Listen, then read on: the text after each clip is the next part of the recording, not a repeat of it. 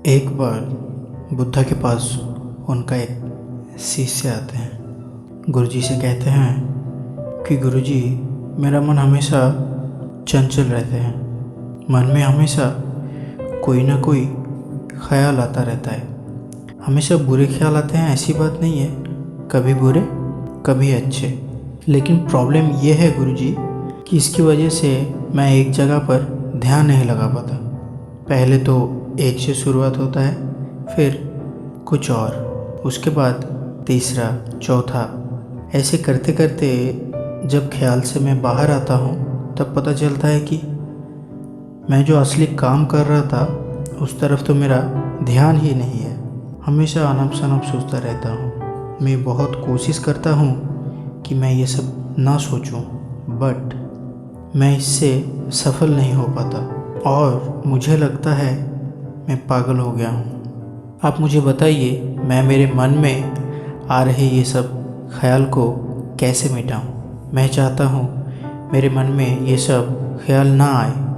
मैं चाहता हूँ मेरे मन में आ रहे ख्याल मेरे कंट्रोल में रहे और मैं जब चाहूँ तब सोचूं, तब उतना ही सोचूं बस। और मैं जब ना चाहूँ तब कुछ ना सोचूं, कुछ ख्याल ना आए।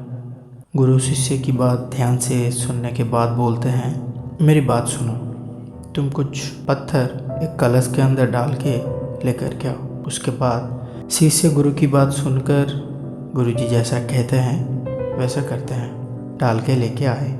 गुरुदेव कहते हैं, ये जो कलश है, मान लो ये तुम्हारा मन है और ये जो पत्थर है ये तुम्हारे मन में आ रहे सोच है।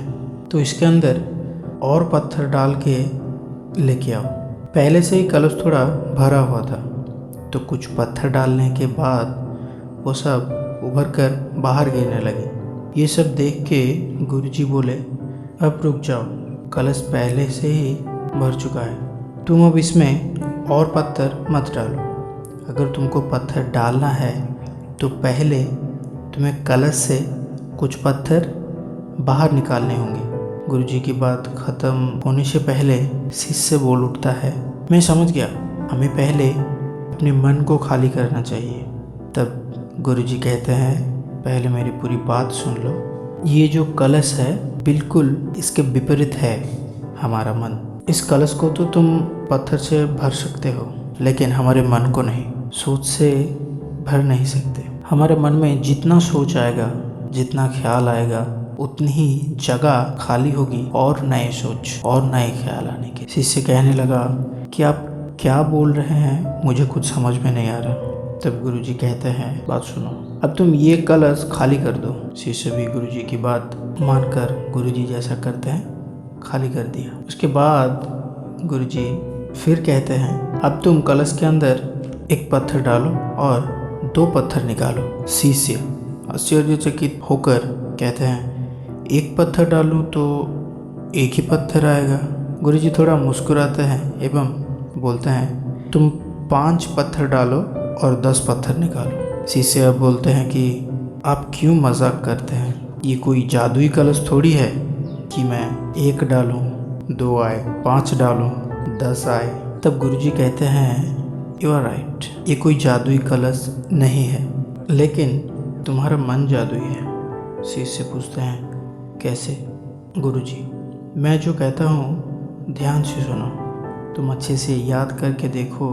तुम्हारे मन में जब ख्याल आते हैं और तुम उस ख्याल को मन से निकालना चाहते हो, तब उससे रिलेटेड और ख्याल तुम्हारे मन में आ जाता है।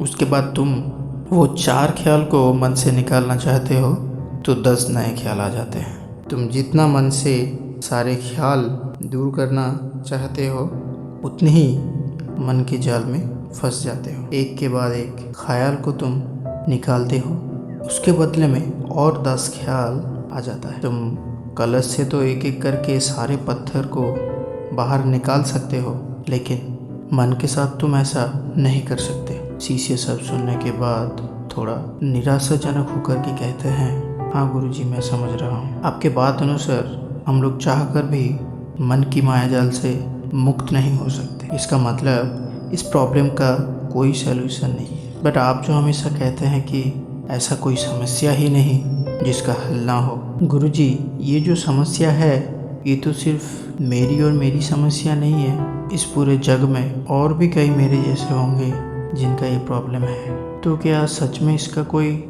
समाधान नहीं है? गुरुजी कहते हैं, बिल्कुल है। पहले तुम इस कलश को पत्थर से आधा भर दो शीशे। वही करता है जैसा गुरुजी कहते हैं। फिर गुरुजी कहते हैं, वही से एक पत्थर लेके मेरे लिए एक मूर्ति बना के दो। मुझे पता है तुम बहुत अच्छा मूर्ति बनाते। शीशे ये बात सुनकर बहुत ही ज़्यादा खुश हो जाता है, क्योंकि इतनी देर में उसको अच्छा लगे ऐसा एक काम मिला है।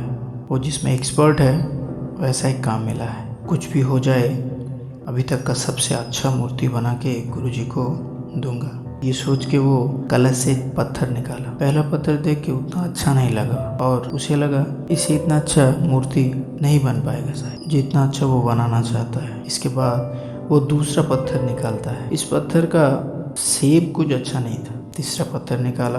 तीसरा पत्थर का कलर उसको कुछ सही नहीं लगा। ऐसा करते करते एक के बाद एक पत्थर निकालते जाता है। इसके बाद एक अच्छा पत्थर मिलेगा, इसके बाद एक अच्छा पत्थर मिलेगा, ये सोच के। उसके बाद जब सारे पत्थर बाहर निकाल लिया, वो सारे पत्थर देख के कंफ्यूज हो गए कि मैं कौन सा पत्थर लूं और लेकर के सबसे अच्छा मूर्ति बना के गुरुजी को दूं। गुरुजी बहुत टाइम से ये सब कुछ देख रहा था। फिर आके शिष्यों को कहते हैं, मैं तुम्हारी इस समस्या का हल करता हूँ। तुम सबसे पहले जो पत्थर निकाले थे वो पत्थर उठाओ। सोचो तुम्हारे पास और कोई पत्थर नहीं है, बस यही एक ही है।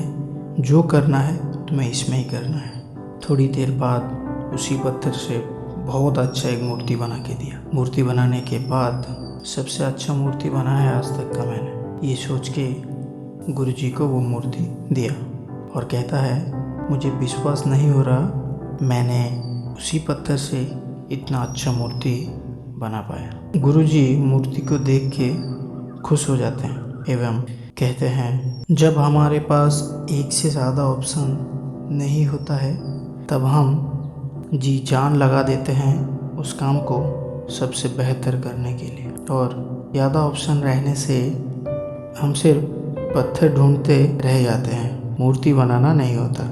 हम लोगों का मन भी और लाखों सोच लेके खड़ा कर देता है और हम लोगों को जिस सोच को लेके काम करना होता है वो छोड़ मन के मायाजाल में फंस जाते हैं। कभी लगता है ये सोच अच्छा है, कभी वो। ये सब करते करते हम असली सोच से भटक जाते हैं। गुरुजी कहते हैं, मन से कोई ख्याल निकालने से पहले वो जो निकालने का ख्याल तुम्हारे मन में आ रहा ना, उसको निकालो। उसके बदले में अपने मन को कोई एक काम के ऊपर फोकस करवाओ। जब वो काम कर रहे हो सोचो बस वही एक तुम्हारा काम है और दूसरा कुछ नहीं है। जो करना है इसमें करना है, मुझे दूसरा चांस नहीं मिलेगा। ये ख़त्म होने के बाद जब दूसरा काम करना है तब भी सेम प्रोसेस फॉलो करना है। उसके बाद आप देखना आपके मन में चल रहे लाखों सोच कैसे हवा में गायब होते हैं। लेकिन दोस्तों, मन का ये जो मायाजाल है ना, इससे निकलना इतना आसान भी नहीं। आपको प्रैक्टिस करना पड़ेगा, तब ये इतना मुश्किल भी नहीं लगेगा। बहुत दिनों के प्रैक्टिस के बाद इस समस्या से बाहर निकल सकते हैं। तो फ्रेंड्स, सबसे पहले ओवर थिंकिंग को दूर करने के लिए उसको निकालने का प्रयास ही छोड़ दो। जो काम करना चाहते हो उस पर फोकस करो। यही है ओवर थिंकिंग से बचने का सबसे अच्छा, सबसे बेहतर तरीका। तो फ्रेंड्स, वीडियो कैसा लगा ज़रूर कमेंट लाइक करें। ऐसी वीडियोस आपको आगे मिलती रहेगी। जय हिंद, जय जवान, जय किसान।